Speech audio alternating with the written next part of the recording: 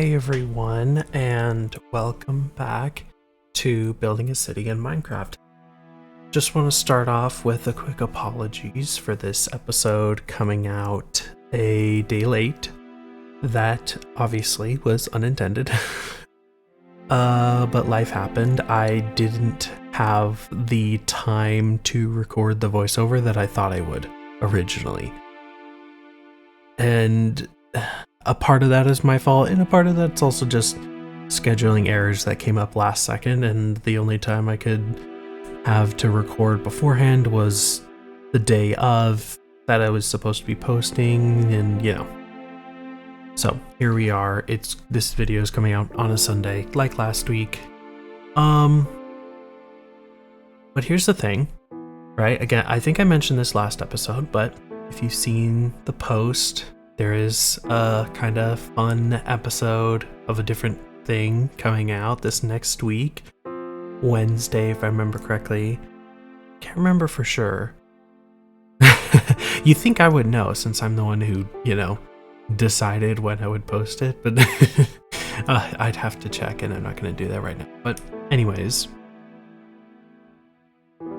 that is for sure coming out that day. It's almost done, which is good. I haven't done the voiceover, much of the recording, the actual live play recording for that video yet, but I'm not too worried about getting that done because I'll have the rest of this weekend and the beginning of this next week to fully complete that, and that will be my main thing.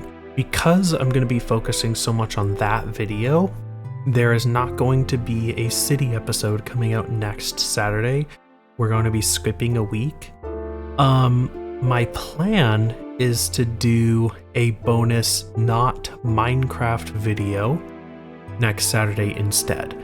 But I'm not promising anything because I honestly don't know if I'm going to want to spend the time on that, or if I'm just going to use that time to have more done this next episode, which won't, like I said, won't be coming out this next Saturday, but it'd be coming out the Saturday after that, which would of course be episode 26, because this is of course episode 25, which this episode is kind of just it's titled Expanding Downtown. It's kind of just moving on from downtown, but there is a kind of bigger project, which is the housing projects, which are done at the end. It's kind of in the thumbnail and everything. That I was going to make this whole episode about that, honestly, and I was going to do another educational kind of thing, but there's not a lot of data that's easy to consume about it. It was kind of interesting because I was trying to look up stuff about public housing and housing projects in the US, but really there's actually not a lot of data other than that, there's a few horror stories of, public housing in the US, which makes sense. Public housing is not super great. It's, from what I could see, my little bit of research, they tend to be pretty ghetto-like places. They're not maintained. The people who live there are, in a sense, not looked after. The government, doesn't care. These places tend to fall into ruin pretty quickly, and people who are supposed to live there for a little bit end up getting stuck in a vicious cycle that kind of traps them there, and it's kind of hard to escape.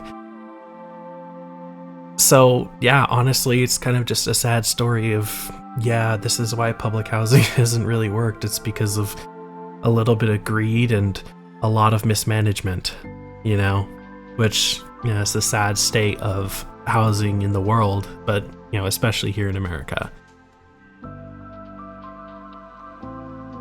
But yeah, beyond that, there wasn't much that I felt the need to discuss or educate on. If you are curious about public housing or housing projects in the US, if you can find a video, I would be happy for you to recommend me, because I couldn't find much. There's not a lot. There's, extreme things on both sides of the argument, but not a lot of just basic kind of history lesson and an explanation of why. As far as I could tell, it dates back to the 1930s and kind of died out by the end of the 20th century in terms of popularity, particularly due to, it's lack of good management. It's, these places become very under-maintained and rough. And while I've never actually been to New York or a public housing project like this, that, they do not exist anywhere I've ever lived. I don't even know if I've ever seen one in real life when I've traveled, possibly, and I just didn't realize. But my point being that everything I did, I tried to do based off of my little bit of knowledge from, Google Earth, but also a little bit of knowledge of the kind of principles that went into designing places like that, right? Because in a sense, most of those places were not designed out of malice, even if they ended up not being as good as they were promised to be. They were, in a sense, designed initially in order to help people, particularly people who were impoverished in America, in order to get decent housing, and using a lot of principles from, at the time, like Le Corbusier, the, very infamous architect, and appropriately so. He's a terrible architect, awful architect, terrible man, horrible ideas about cities and city planning. But anyways, he did have a couple good ideas that, as far as I'm aware, weren't his. They were other people's that he just used in his own projects, which is the importance of green space and airflow and light where you live, right? At the time that a lot of these architects like Le Corbusier were coming in, most cities, most places where people lived were in incredibly dense urban cities that didn't have a lot of trees, street trees or parks. Parks were the exception, trees were the exception. It was just a lot of concrete and, brick and kind of ugly, dirty, claustrophobic spaces, a lot of tenement housing and things like that. And it wasn't until the 20th century that you really started to see a lot of this kind of housing reform and urbanism reform. And we started to look at how people live differently. And so, a lot of these kinds of projects that were trying to lift people up out of poverty were trying to give them, access to a lot of green space and fresh air and parks, which of course is good. But anyone who knows anything about these kinds of places, these housing projects, knows that they did it at the cost of entire neighborhoods. If you've ever seen West Side Story, at least the new one, I've never seen the original, so I don't know if it's brought up there, but at least in the new one produced by Disney, they do talk about that. There's a whole thing where they're being kicked out of their neighborhood because of housing projects, and also they're building an opera house and stuff. That's set in New York. And so that was the kind of thing that happened, right? They claimed to be wanting to better impoverished people, but at the same time, they were kicking out said impoverished people out of their neighborhoods and then building places that ultimately ended up just falling into disrepair and remains to this day very uncared for by the establishment. So, is public housing a good thing? It's hard to say, honestly. In my opinion, it's genuinely hard to say. In theory, it's a really good thing, but in practice, it doesn't look like the government did much of any good at all. It kind of looks like they made the situation worse. Sure, they, in a sense, improved the housing, but for how long before it became in so much disrepair? And I watched a video where where people who lived in these places talked about how it never really felt like their own home because you couldn't change anything or, paint the walls or anything like that because, it's all government mandated. So there's not a lot of character you can add. Whereas, sure, those old tenement buildings weren't the nicest, but people who lived there cared about them because they owned it. It was theirs. It was their home when they came to America, when they immigrated here, or people who, had just worked up to get enough money to afford one of those apartments. They genuinely cared about it. Why would the government care? It's not in the government's best interest to care because it costs money. And, that's kind of, in a sense, that is the issue, that's the debate behind public housing. It's like, yes, it's good that the government wants to help people be able to afford housing, but at the same time, the government is never going to care more about your housing than you will. And that ends up leading to these kinds of issues where they're under-maintained, they're underfunded, they're not well kept or cared for. And so they kind of fall into ruin because inevitably the government will mess it up.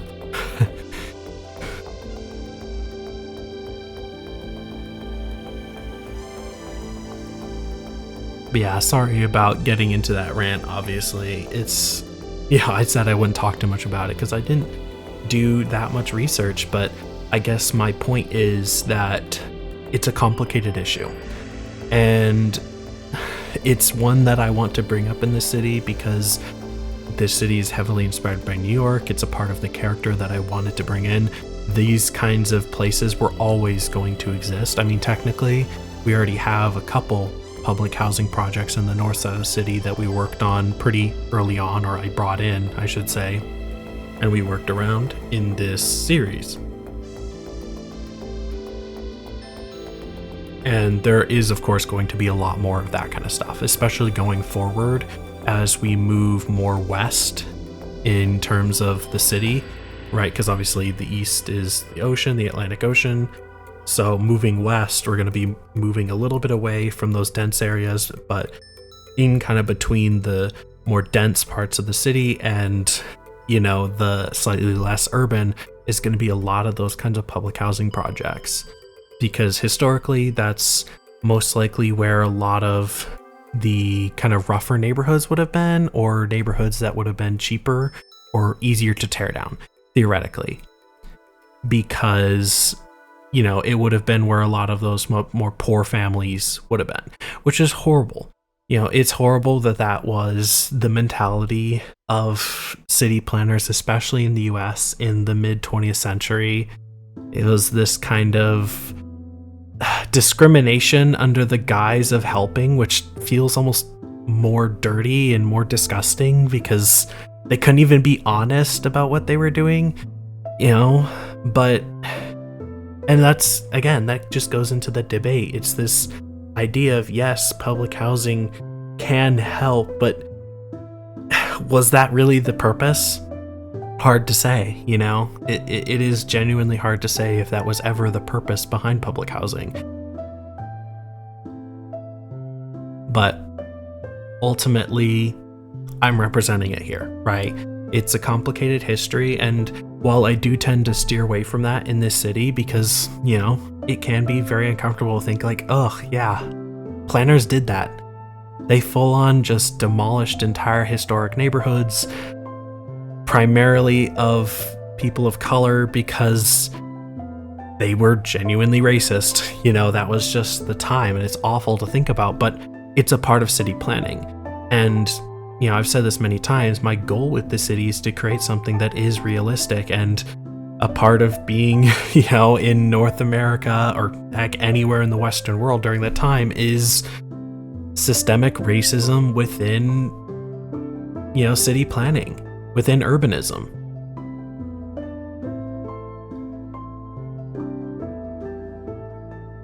Also, part of that realism is buildings like this. Very ugly postmodern buildings. This one didn't take too long to do, and it doesn't leave that much of an impression, but it never was supposed to.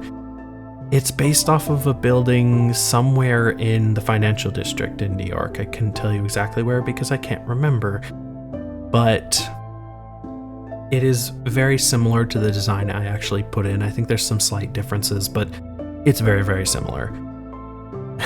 And just like the one in real life, this one is very, very ugly. But you know what? That's kind of the point, right? It's meant to be a building that's kind of just this ugly building in the background that fills in the space. I loved how the shape perfectly filled in this block because for a long time it's been empty because I had no idea what to put there. And the idea was always that it was going to be two buildings, and I just couldn't figure out how they were going to work. Once I realized that I could do the whole side with that one building, and I measured it out, and you saw me kind of moving walls around and stuff, I quickly realized that it was the perfect design, and it fills it up just so perfectly. It looks so intentional, even though it was a little bit of a gamble when I was doing it. But yeah, here you can see working on a little bit of a church that I both love and don't like. It's complicated. The one in real life is also kind of weird looking and very, very run down, which Yeah, it's a sad state of a lot of these kinds of historic churches in America. I know that a lot of them are being demolished right now because there are so many that are just abandoned or, in a sense, close to being, because it's so expensive to operate these kinds of places. And without the, bigger, wealthier congregations that these, churches used to have, they can't afford to keep the doors open. And so they end up selling. And it's not like you can put apartments in a church, so they often get torn down. And while I understand why, and that is a part of cities, living and changing and breathing, it is sad when a lot of any historic place gets torn down, church or otherwise. It's always sad because, these places have hundreds of years of history. People were visiting it way back in the day, and you could imagine the people there when it first opened, and now it's gone. No one can ever visit it again. I definitely would call myself a very sentimental person. And, that's a part of it. I hate to see historical buildings get destroyed. But like I said, it is a reality of cities. Whether we love it or hate it, it's just how it works. And if it didn't work that way, then it just wouldn't work, right? Cities have to change. That's how economies grow. That's how the cities grow and change and get better. But in this world, I don't have to board up the windows and, demolish these churches. I can build as many as I want, many of these historic buildings that I want, and, have fun with it. But I do want to say, you can see kind of there in the background, there's kind of an older style building that's all painted with the kind of weird design on it. Brought that in from my old save in the previous episode. You probably would have saw it, but I do want to mention that there are going to be more buildings like that, especially in this area, where it's historic buildings that people kind of have tried to give, new purpose or touch up or repaint, which I always love. I mean, if you weren't aware, the Painted Ladies in San Francisco, the very famous Queen Anne buildings, were actually, most of them were renovated and repainted in the 60s and 70s. And so that is that kind of like combination, right? It's the same era, 60s and 70s, when people were demolishing a lot of buildings like that in order to get more square footage and build taller and newer designs. But they took the designs of the past and renovated them, made them nicer, made them new again, and now they're honestly, I think, better than they originally were. A lot of those kinds of houses weren't nearly as colorful as they are now, and that added color really accentuates a lot of the detail that was originally put in. And I genuinely like the design more now than, a more historic representation of Queen Anne architecture.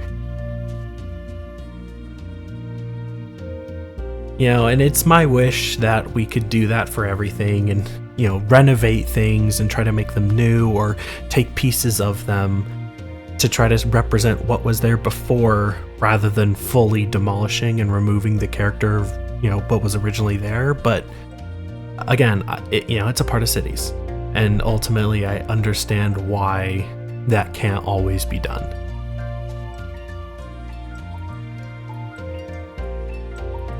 I guess a part of my tangent of that is, looking back on it, we don't have a lot of historical buildings anywhere in the world from, let's say 2,000 or 3,000 years ago. There's not a lot left. And sure, there's multiple reasons for that, but I guess I don't want to get to the point where, 2,000 years from now, we're encumbering the same issue where people are like, man, it would be nice to have some 20th century buildings, or 19th century buildings, but they wrecked them all. They destroyed them all. We tarnished our own history because people at the time didn't value it like we do. And so, while we might not necessarily value the history of the building now because it's new, I think it's worthwhile to think about, well, what are they going to value 100 years from now?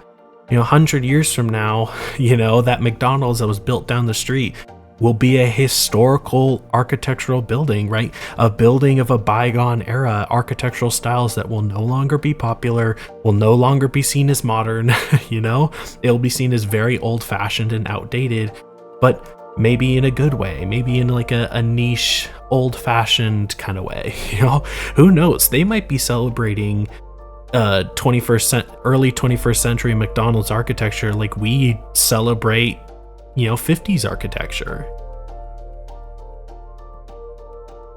So I think it's worthwhile to preserve buildings, even new ones, for the future, because history isn't just for us, it's for the future. Yes, history is the past, but the past is always the past, and the present becomes the past. Everything that we're doing now, everything that we do today will be a historical thing years from now. And maybe, it won't be regarded as good history in a sense, or worthwhile history until well after we're gone, but I still think it's a worthwhile endeavor to preserve those kinds of things for people of the future so that they have something to talk about and to learn from. But anyways, all of that tangent aside, we're finally working on this kind of area that I was telling you about with the kind of public housing general project, which a part of those projects that I noticed in New York, and I haven't done any research in this, but I watched a lot of videos of people building or talking about urbanism in the Soviet Union, which if you really want to learn about housing projects, watch stuff like that, because it is very Soviet, having public housing, having housing in a sense be seen as not a personal thing, but rather a government issue, something that they're supposed to fix, is in a sense very Soviet. Whether you like that or not, it just is. And so it was really interesting watching those videos and noticing some certain trends from things that I noticed when they talked about like Soviet urbanism and public housing projects, namely that they're kind of designed within districts, weirdly, where even New York, you'll notice that a lot of them will have, despite having different buildings or slightly different architecture of the buildings, maybe, a lot of them have the same design principles in that they're designed like a completely separate district from anything else, where they have their own school, their own parks, their own, like literally it's just copy paste. They'll have their own baseball, they'll have their own tennis, they'll have their own basketball places, where it's all slightly different, but at the same time, same in the principle. And that's something that I found very interesting, and I definitely want to replicate in this city, where things will kind of be segmented in these kind of larger districts where they're centered around a more public building, that kind of brings people there together, and then you have the apartments around it. Now, there will be a more slightly diverse set of architecture in these. I say that diverse. You're watching me place the same building with slightly different heights around, but within different districts, there'll be more diversity within the actual design of the buildings themselves. Whereas, in Soviet architecture, a lot of it is just the same panel housing, maybe slightly different colors or shapes, but most of it looks exactly the same. At least in the I was about to say at least in the US, it's a little bit different, but we just, replace the panel housing with brick, and you basically have New York public estates like this. But I guess what I'm saying is I want to have like different styles of schools and maybe slightly different buildings, and like you see that one building that's at an angle that I'm about to start working on after this gas station. And so I like I said, I want to have stuff like that where there's a few buildings that are very different, or just in essence slightly different to the primary architecture used, most likely because they were built at a different time. I imagine this building, which I'm designing different from where it's going to end up, and then I end up placing it there. I wanted this building to feel like it was something that was designed much later. In my head, this area of this like public housing estate was probably primarily built at the same time that the bridge was, sometime in the late 40s after World War II to early 50s, in that kind of early reconstruction period after the war. That's when the bridge would have been built, as the rise, cars ownership started rising a lot, And so when they built the bridge, they would have cleared out this neighborhood for this public housing project. They would have built the school that is there, which is that main long building that you saw me build first, and then those kind of X-shaped apartments around it and all of the parks. And in the future, there's going to be more basketball and tennis and stuff, like I mentioned, in that kind of area. And then sometime later, probably in the late 60s or something, I would imagine, when they were, when housing became an issue again, as it always does. Housing has been an issue basically forever. We constantly need more houses. They have to be built consistently in order to, try to make them more cheap and more affordable, I should say. And so I imagine sometime maybe early 70s or late 60s, mid to late 60s, this would have been built in the area to kind of fill in some of that. They might have taken out just some area that was just trees, or maybe they took out some like basketball, places and stuff like that, like little basketball setups or things like that. And they would have put this in instead to try to just fill up space. And so it's like a one-off. It's not going to be repeated a lot. It's just this one building that's going to look like this. Maybe there'll be buildings that are similar somewhere else, but the idea is that on this side of that road that you see there, that kind of curves, there's going to be more X-shaped housing in the future when I move out this way. And so this will just kind of be a building that stands out and adds a little bit of visual interest and some character, which is funny to say because everything here is, brick and granite and all very similar. So of course this building will add character. You can see building on a diagonal honestly was primarily just planning. It was a lot of planning. You saw me at the beginning. I had the different colors of wool, and then I went in Axiom and just replaced the different wools with the wool colors with the different block types that I wanted. And I had it all planned out and measured to make sure that the design worked, which I cannot recommend enough. If you're building something that is completely on a diagonal like this, do that.